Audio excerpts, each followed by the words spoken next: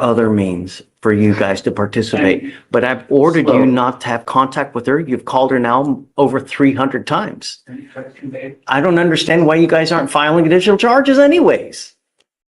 Sorry, Judge, I missed the last statement. The only way that I can prevent him from making 300 phone calls is to put him in another wing. I was going to talk with the DA, and obviously, if my client's making these calls, and that's an if, he's dialing a single number, the jail's numbers can be easily blocked. I've done it on myself. So in one day, you're saying he made how many calls? 28 calls to the complainant's phone. Well, Judge, phone calls. This would violate my client's 5th, 6th, 8th, and 14th, off the top of my head, constitutional rights. Don't contact the complaining witness. Don't use anyone else to contact the complaining witness. Don't use anyone else's number to contact the complaining witness. Hey, We're here on Mr. Wiggins. I'll let him. something else happened? So, Judge, No. he has been consistently calling the complainant from the VPO from jail. I believe at last check on Friday, it was since March 26th, it was 130 times. Or something like that. Yeah. So Back in. Well, he's in He's custody. already- He's in custody. Oh, ag seg. Goes in ag seg. Okay, so guys, for the record, please announce yourselves. State. Anna Edie, EADY, for Mr. Wiggins. Nathaniel Meunier spelled Munier, also for the defense. State. You wanted to bring something to the court's attention. Yes, Judge. So we had received a call that Mr. Wiggins was in violation of the protective order that was in this VPO, and that he was reaching out to the complainant witness in this case. We have checked the jail calls. Those jail calls show that since March 24th, which is, of course, after the October VPO. Since just March 24th, we have 293 calls made to the complainant's phone number. Just yesterday, we had, I believe, 28 calls to that number as well. So in one day, you're saying he made how many calls? So yesterday, he attempted 28 calls to the complainant's phone. My understanding is that there's no longer a protective order in effect because it's been long enough. That the protective order. There's an order for him not to have any contact with her. Are those part of his bond conditions? Yes. My client's not on bond. He is not supposed to have any contact with her whatsoever. I understand, Judge, but the way that this court and other courts in the county have structured those conditions have been bond conditions, which my client is not on a bond. He is in custody. He has not broken I the have law. ordered him, even though he's in custody, not to call her. I understand, Judge. Assuming that he had violated some form of a court order that is not a bond condition, I believe the appropriate remedy would be contempt, and which would be a separate criminal proceeding. At the same time, for Ms. Edie talking to me today, it sounds like that the court was going to order ag seg in the jail, so the formal The only term- way that we can revoke phone privileges on someone is ag seg. Yes, Judge. My issue with that is it's a hammer when a scalpel is needed. So while I understand that the district attorney's office has alleged that my client is called a victim in this case, there's no protective order in place. The bond conditions are not in effect because he's not on bond, thus no crime has taken place.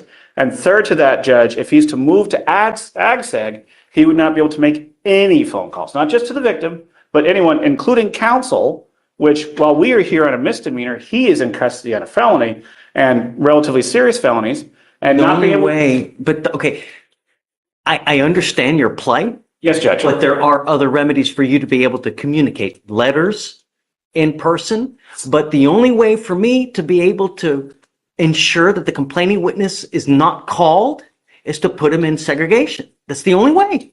Judge, the problem is nobody would be able to be called, including our office as well as his felony attorneys. Letters through the jail are notoriously slow. A letter to my mother who lives in the same city takes 4 days. add in the jail, you're taking over And a I'm week. willing to put him on the docket one time a week so you guys can have contact. Which the But- problem is, Judge, we would no longer be able to have any form of private contact, and that would only take care of the misdemeanor and not the felony. And not to be impolite, Judge, him having conversations with us are saying, hey, what's going on with the felony? And any jail visits that take place in ag-seg are actually recorded.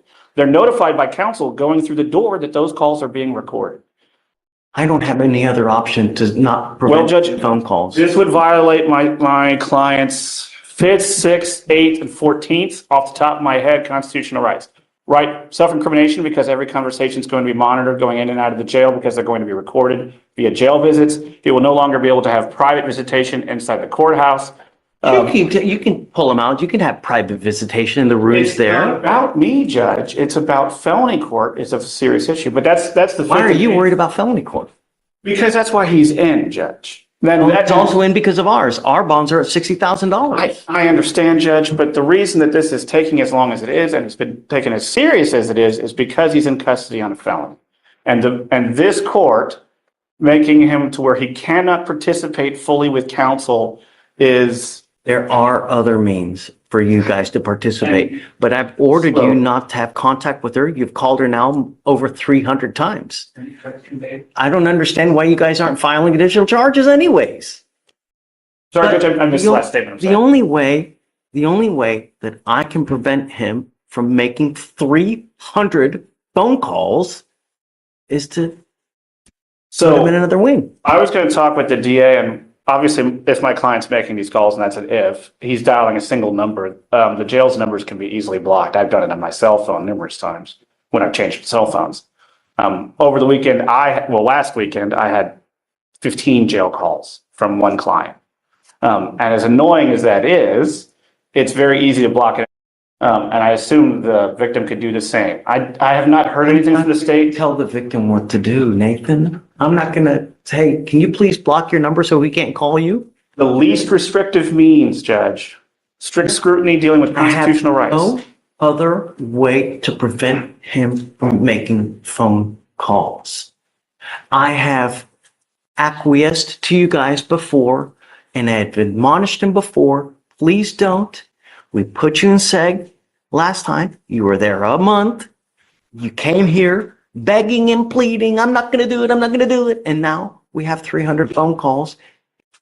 So I don't know what else to do, but now back in access. I'm going to sprinkle the word allegedly to the phone calls because this is the kind of thing where records would exist that have not been provided to the defense by the state. Do you have the records? Well, I mean, I have them, I just have to get I have to do the form, so I get them up with the forms, yeah. Okay, so let's set up a formal hearing because I don't want, you're right. I don't want to give you state the benefit of the doubt without him actually or Anna actually seeing it and seeing that the phone calls were actually made. So let's set up for a formal hearing. How soon can you get him the evidence? And if we could keep him in normal population so that we could visit him, as does his felony counsel, and they Mr. can. Wiggins, I'm in our going to have motion. you sign an affidavit from me today promising me you're not going to reach out to the complaining witness in this case by any means. If you do, I can have a contempt hearing, and every single time it's punishable by up to 6 months in jail and a $500 fine per the advice of your lawyer. Because he thinks this is the correct avenue instead of ag-seg. Do you understand? No. Don't contact the complaining witness. Don't use anyone else to contact the complaining witness. Don't use anyone else's number to contact the complaining witness. I'm going to rephrase what he just said. That means calls going through third parties. So if you call mom and have mom call her, that's against the rules. If you call mom and have mom forward the call, that's against the rules. I said real. Good. Okay. This is the affidavit that you're going to sign promising me you're not going to contact her or the complaining witness in any of my misdemeanor cases. Do you understand? We'll have a hearing on Monday to see whether he's actually making the phone calls that we ordered him not to. This is you swearing that you will not make these calls. And let it be clear that I truly have no least restrictive means deny his ability to make phone calls to the complaining witness. There really is no less restrictive means. Judge, my understanding is that the jail can prevent Mr. Wiggins' SPIN number from calling him. In the last time, he used someone else's SPIN number to make the phone calls. That was last So, Yeah. well, we'll see this time. I don't know. Okay, all right. Just for the record, Mr. Wiggins, I want you to make this aware that this is the court having you swear, which is legally binding, that you will not be making any calls.